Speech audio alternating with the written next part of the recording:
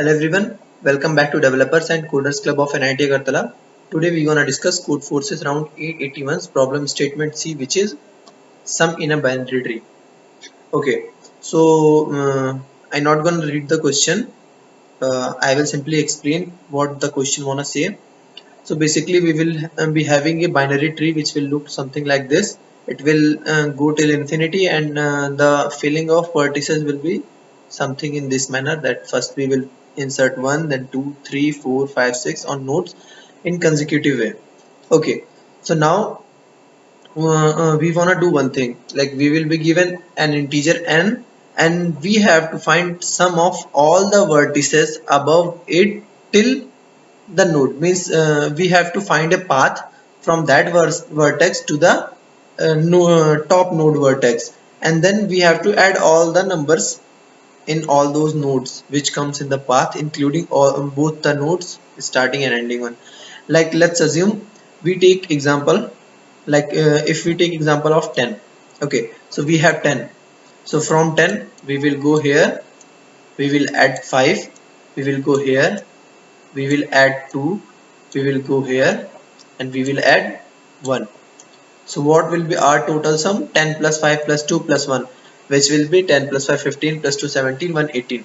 Okay, so I guess it's given in test case also. So here you can see it's 10 and the answer is 18. Okay, so it's as that simple. Now how will we solve this? What will be the approach to solve this? Okay, so what we can do is actually, if you observe, you can see this leftmost nodes here. They are just choice of previous one, means their root one. Like 2 is choice of 1, similarly 4 is choice of 2, and similarly 8 is choice of 4. Okay, so what we observed from here, if we observe any node, it will be having two childs, and if you will observe properly, you will see that the left one will be exactly twice, and the right one will be plus one of the twice of that number. Means 2 to the 4 plus 1 5. Similarly here also 3 to the 6, and here 3 to the 6 plus 1. It is because it's just increasing by 1. Okay, so what we can do is, it's very simple observation question. So what we can do is nothing, just if we get 11, so we will do half of it. Now here the thing is, if we will do half of 10 we will get 5, and if we will do half of 11 still we will get 5. Why is this happening?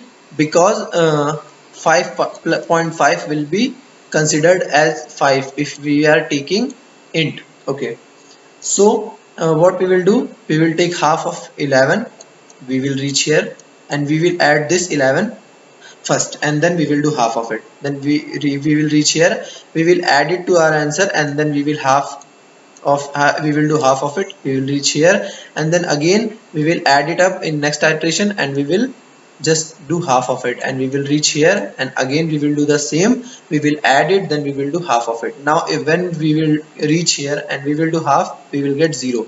So we will break our iteration as we will reach to 0. So it is that as simple as that. But one thing which you should consider also, that the test cases, the n's value will be of 10 to the power 16, which is nothing but it will fit in 64-bit integer, which is long. Okay, so I guess you understood the method of solving this question. Let's see the code. Okay, so here you can see it's very small code. Simply one thing to notice is that here I have written int, but I see it long. It is because I have defined my int. Here you can see, let me show you. So here you can see I have somewhere defined int as, yes, this one. So here int is defined as int 64, which is nothing but long. So that's why I have written here int. And what we did is we created an answer integer variable which will store our final sum. Okay, and every time we will just adding the number and then doing its half until we reach 0. And as we will reach 0, we will just break the iteration and we will print. Let's run it. it's passed. So I hope you understand the logic. It was very simple question, and thank you for watching. For more videos like this, subscribe to DCC NIT-A channel.